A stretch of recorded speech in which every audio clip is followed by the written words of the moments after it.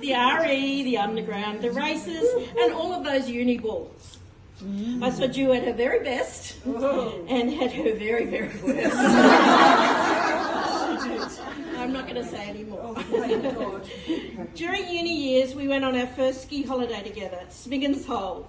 About 11 girls and a couple of boyfriends. Doug was the boy de jour. So Greg was. And as all 11 girls were sharing one room and one bathroom, with bunk beds and, you remember Stacey, don't you? Julia opted for the luxury at Doug's Digs. All about this. I'm joking. The snow was awful, and as was our lodgings, but we had such fun. This was the first of many ski holidays I have shared with Julia over the years. Two other notables were Valmorel in France with Rack, one of the first of many New Year's Eves where we never made it to midnight. Also memorable for our brave stint at para-skiing, one of the highlights of my life. The other was in... Did it. Thanks, Julia. I know, you did it because you weren't supposed to watch. Yeah, that's right. It's true. The other was at Breckenridge in the USA with Shay and Patrick and Roz, just after Julia and Jerry had gone to Columbia. Ju was busily studying Spanish on this trip. Higher in Colorado, we all got various forms of altitude sickness. Sorry. I think Ju mostly had hallucinations, and we all seemed drunk after a couple of drinks, but still, what fun. On the snow, it used to be that I was the teacher and Ju was the follower, sometimes reluctantly. But now Ju, as patient as ever, will whiz down the slopes in front of me and have the stamina for a full day from 8:30 till 4. 2 to 3 hours a day is enough for me these days. And speaking of one of Ju's virtues, impatience, I've got to say Julia has taken her punctuality, impatience and organisations to a whole new level with this party. Ju's actual birthday, 60th birthday, is not until for another 6 weeks. Now, how early is that? As most of you know, I play golf with Julia most Fridays and have done that for about 15 years. You'd think we'd be better than we are. It's very enjoyable as not only is there some exercise, more for some than others, as I usually get a cart in summer, which is much to Julia's chagrin. And she's been known to call me a lazy lump. But it is also a therapy session as we vent and discuss and plot and plan. And there's often coffee or a drink. So, what better way to spend a Friday morning, really? Speaking of calling me a lazy lump, I must tell you of the New Year's Eve where Julia tried to kill me. Yeah,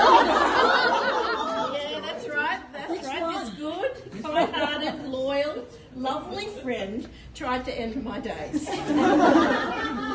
As a usual event, we often spend New Year's Eve with Julia and Jerry. And that fateful year, a few years ago, Julia and Jerry were staying in Noosa in their usual place, which is a third-floor walk-up, about 80 stairs and no lift. It was exceptionally hot that holiday, and I was having trouble with the stairs, quite breathless and very fatigued.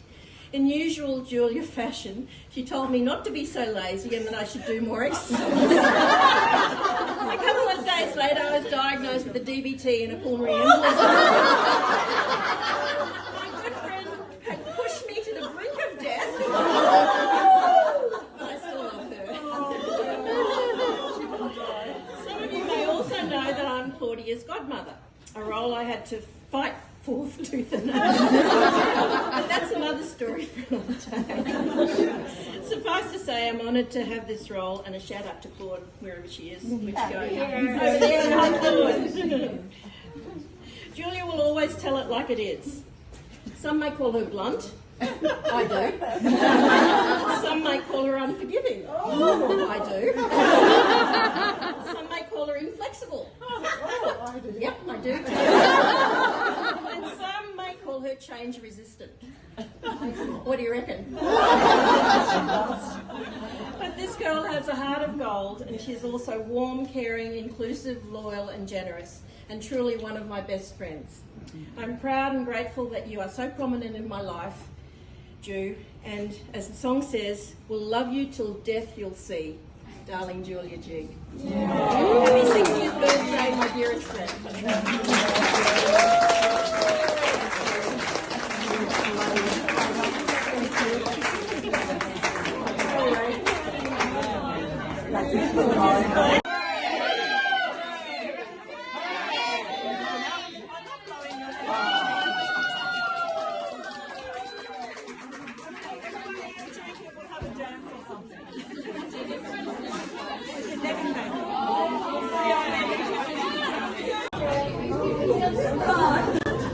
I don't know what I'm going to say, so forgive me. But I guess, yeah, she's just beautiful. I'm really proud and lucky that Julie is such a beautiful and wonderful good friend. I met the whole Gallagher family back in the 80s when the Heartbeat Centre was a hip gym. Well, it wasn't hip. It was a daggy gym that was hip. We went to the gym with Daggy. Yeah. That's right. The whole Gallagher family came in. And I remember Julia talking about going off to Saudi, and I thought, I'm a phys ed teacher, I'd really like to do that.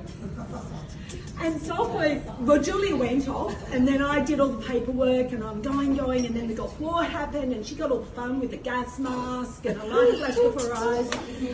And I'm still stuck here with a visa, but not able to get in. Anyway, I finally got my pass to go, and as I went, Julia flew out. But the family had said, there's a guy over there, she talks about him a lot, but we don't know what the deal is. Can they check him out? Anyway, it's a good deal for me, because I got to Saudi. Jerry's a diplomat, and for those of you who haven't been to Saudi, diplomats are very privileged in Saudi. Not just because you get real alcohol, but they actually have.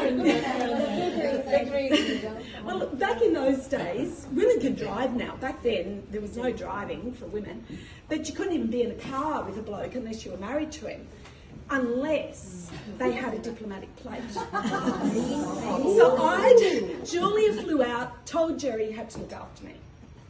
That was pretty good. Landed, get there, I'm automatically driving around in diplomatic plates. Shelley and Steve going, how have you got someone dropping you at the eye hospital with diplomatic plates when people make it their life mission in Saudi to get into the diplomatic crowd? So I worked out Jerry was pretty good. I had a little incident, so by the time Julia came back, I was gone. We're not going to tell us about it. No, it's not my story, it's not about me. So no, I was gone, but Julia went back, and it all ended happily ever after, and Julia went off and travelled the world and with Jerry, and when we reconnected again, they were back in Brisbane, and in typical Julia inclusive style, there was this tennis night that was weekly. And it was meant to be about tennis. Steve got an invite because he's a tennis coach. He's good. He made us all look good. And there was an eclectic group, how we all kind of met, that Julia said, you come and you come and you come. And we barbecued. And it was as much about the barbecue as the tennis, except for Steve, because he had to play the whole time. And I guess from there, there's kind of that role of inclusivity that Julie is known for. You know, Kieran and Spiro came, they're big Saudi mates. Like, we'd all have stories of how we met Julia, and we feel loved by her, and she shares her friends with everyone, which I think is really special. I'll stop now.